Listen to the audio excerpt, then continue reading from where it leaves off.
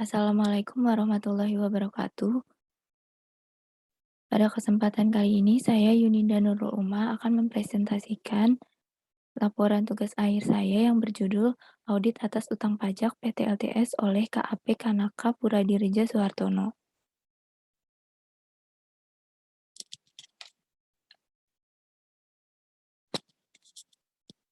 Dalam laporan tugas akhir ini terdapat latar belakang, tujuan penulisan, tinjauan pustaka, gambaran umum perusahaan, pembahasan, dan kesimpulan serta saran. Yang pertama adalah latar belakang penulisan.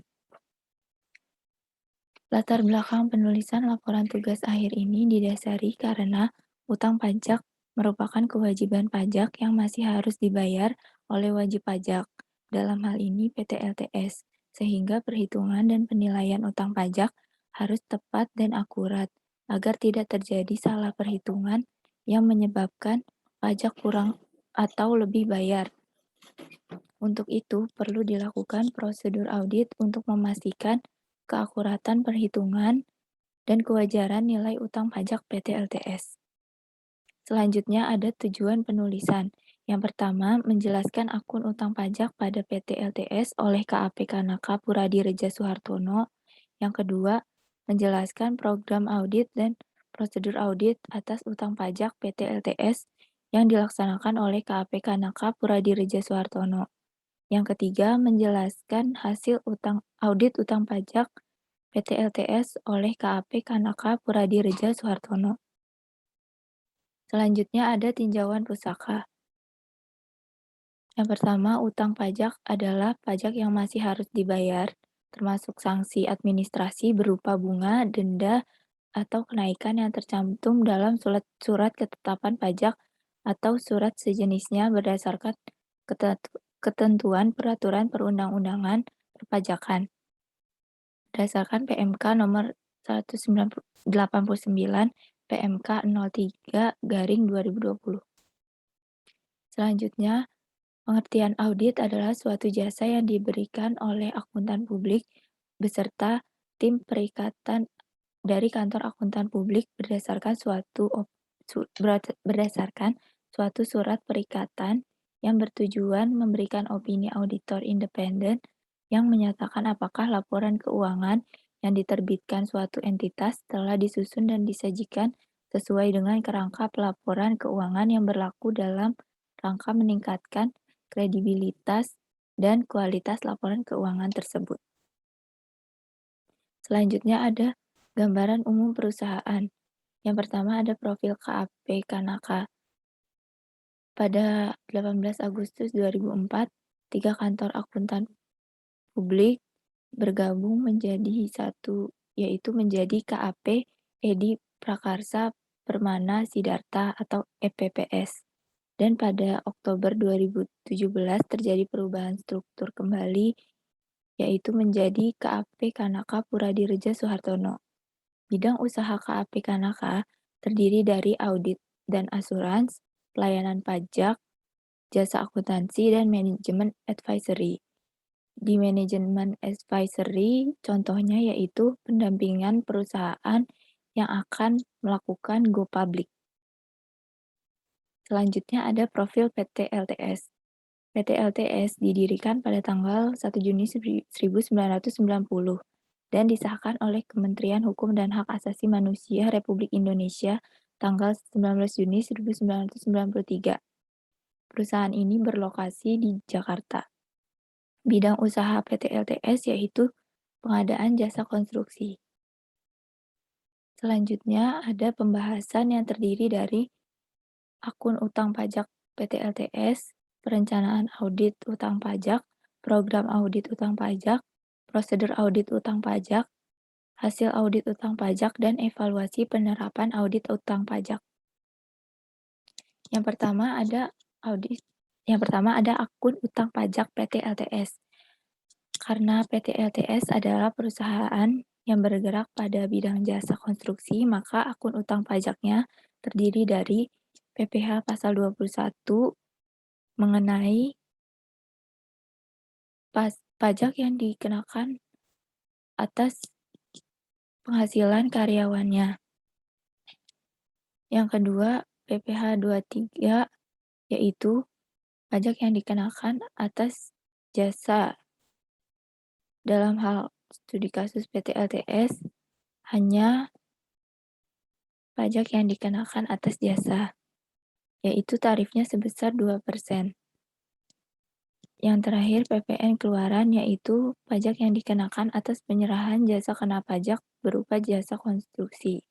Tarifnya sebesar 10%. Berikut ini adalah daftar utang pajak PT LTS. Selanjutnya ada perencanaan audit. Yang pertama, melakukan koordinasi tim audit.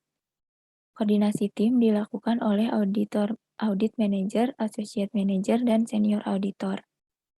Koordinasi tim terdiri dari pengenalan mengenai PT LTS. Tim audit mempelajari laporan keuangan auditan tahun lalu PT LTS dan mempelajari profil perusahaan. Selanjutnya, memahami bisnis dan industri perusahaan. Pemahaman bisnis dan industri PT LTS dilakukan dengan mengajukan permohonan permintaan data perusahaan yang terdiri dari akta pendirian untuk perusahaan yang pertama kali diaudit, struktur organisasi, standar operasional prosedur, laporan keuangan tahun 2020, dan general ledger. Selanjutnya ada memahami ketaatan atas peraturan perundang-undangan dan menilai struktur pengendalian internal. Senior auditor menilai ketaatan atas beberapa akun, menilai struktur pengendalian internal dengan cara melihat struktur organisasi. Senior auditor melihat standar operasional prosedur yang diberikan oleh PT LTS. Selanjutnya ada menentukan tingkat materialitas awal dan salah saji yang diterima. Berikut ini ada tingkat penentuan materialitas awal dan salah saji yang diterima. Yang pertama, ada overall materiality, yaitu materialitas secara keseluruhan, ditetapkan oleh KAP Kanaka sebesar 0,5 sampai dengan 1% dari total pendapatan. Berikut perhitungan overall materiality. Selanjutnya ada performance materiality, yaitu materialitas per saldo akun. Ditetapkan sebesar 70% dari materialitas keseluruhan. Berikut perhitungan materialitas keseluruhannya.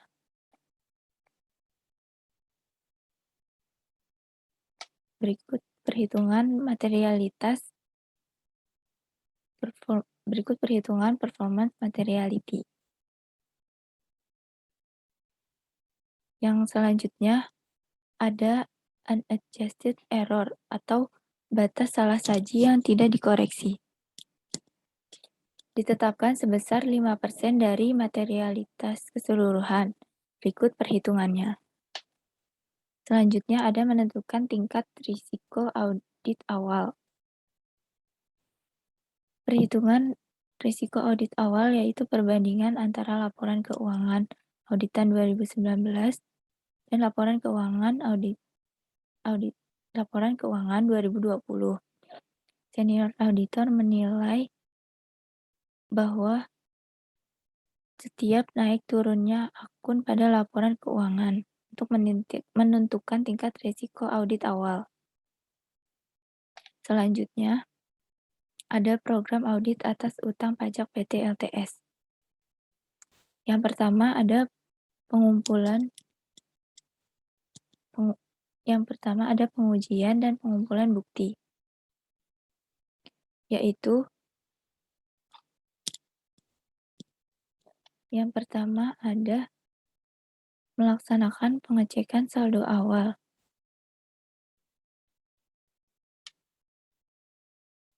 Pada PT LTS, saldo awal laporan keuangan tahun 2020 telah sesuai dengan saldo akhir laporan keuangan auditan tahun 2019 karena pada periode sebelumnya PT LTS sudah pernah diaudit oleh KAP Kanaka. Selanjutnya, melaksanakan pengujian pengendalian transaksi dengan cara melihat bagan alir dokumen. Setelah itu, auditor memberikan kesimpulan bahwa pengendalian internal perusahaan sudah cukup baik. Karena pengendalian internal sudah cukup baik, maka auditor dapat meminimalisir pengujian substantif dalam pengumpulan bukti audit. Selanjutnya, melaksanakan pengujian saldo akun dengan cara vouching, yaitu melakukan penelusuran dari catatan akuntansi kemudian memeriksa ke dokumen terkait transaksi tersebut. Selanjutnya, audit dilakukan dengan virtual audit, yaitu audit jarak jauh dengan menggunakan video konferensi dan bukti audit dikirim oleh klien melalui email dan Google Drive. Audit dilakukan dengan jarak jauh karena pandemi virus COVID-19.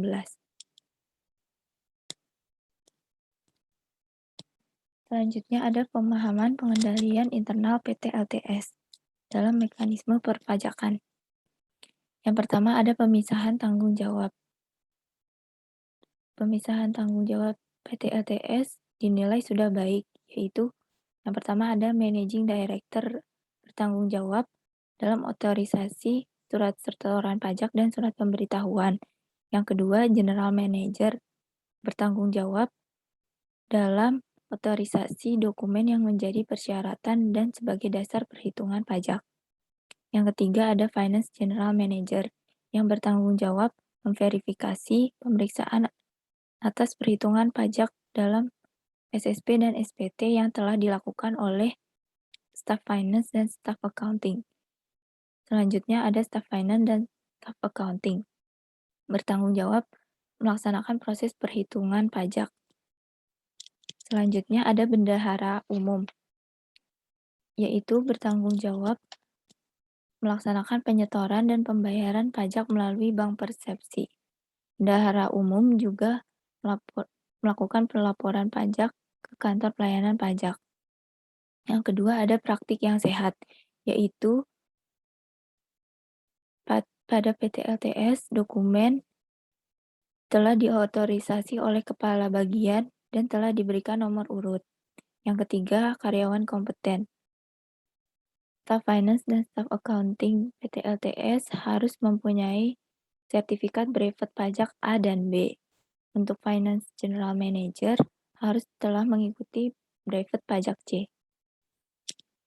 Selanjutnya ada prosedur audit atas utang pajak PT LTS.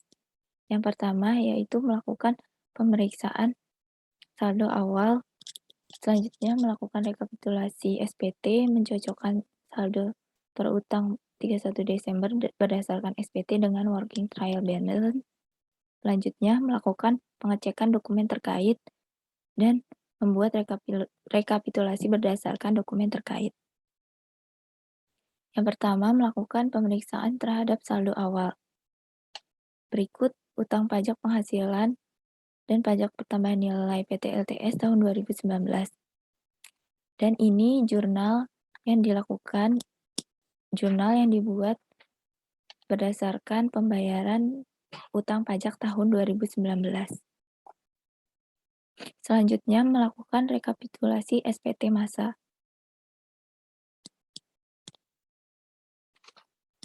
Ini merupakan rekapitulasi SPT masa pajak Desember 2020. Setelah itu, mencocokkan saldo terutang per 31 Desember 2020 berdasarkan SPT dengan working trial balance. Berdasarkan tabel tersebut dapat dilihat bahwa terdapat perbedaan sebesar Rp1.556.295 pada pajak pada PPh pasal 21 dikarenakan insentif pajak dari pemerintah karena untuk wajib pajak yang terkena pandemi COVID-19.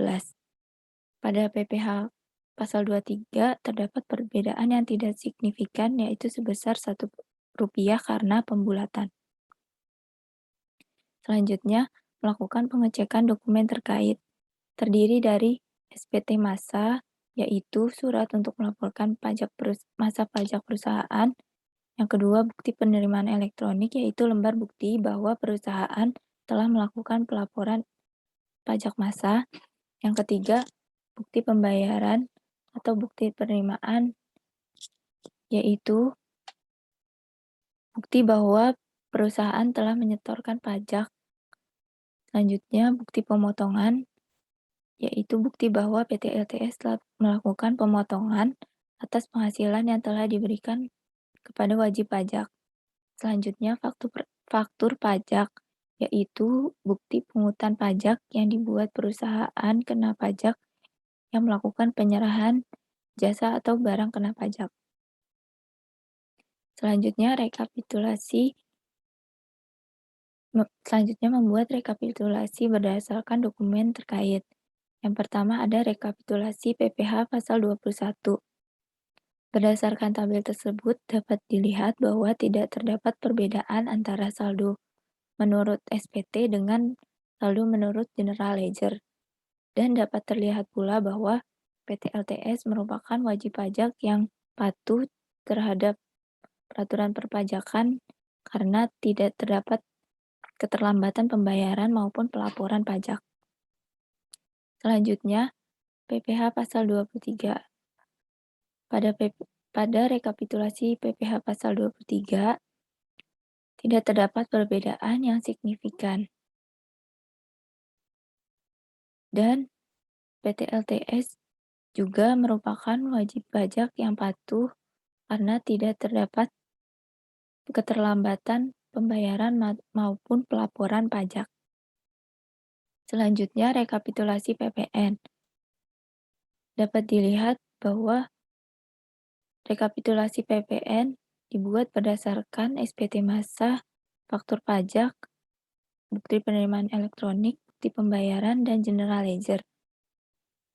Pada masa pajak Desember 2020, tidak terdapat perbedaan jumlah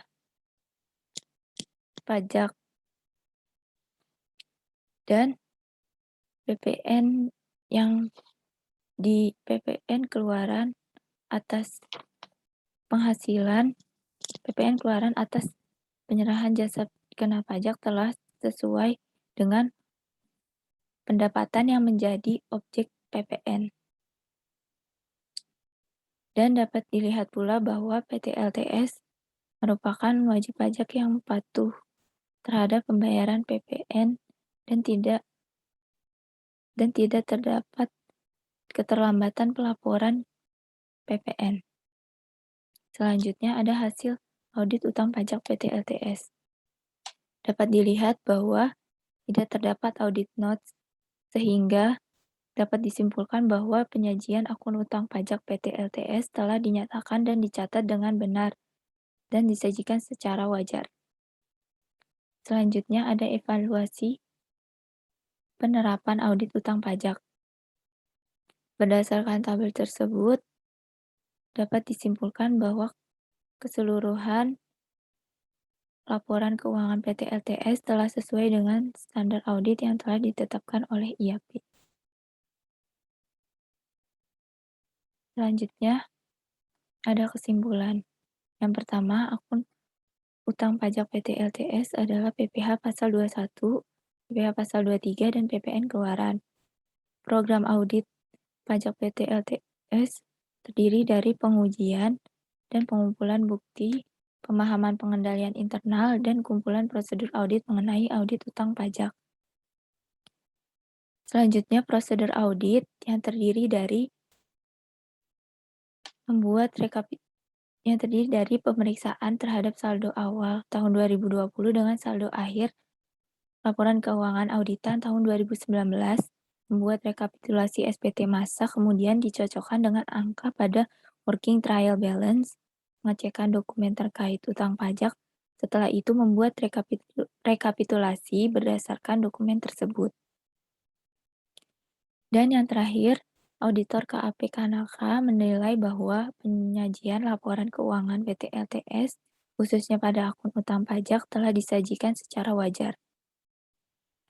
Selanjutnya, saran yang dapat diberikan oleh penulis, yaitu PT LTS harus mempertahankan pengendalian internal yang baik, sehingga tidak terjadi kesalahan perhitungan dan pencatatan utang pajak. Selain itu, PT LTS juga perlu mempertahankan kepatuhannya terhadap peraturan perpajakan yang berlaku di Indonesia agar tidak mendapat sanksi karena keterlambatan penyetoran dan atau pelaporan pajak. Sekian presentasi dari saya, kurang lebihnya mohon maaf.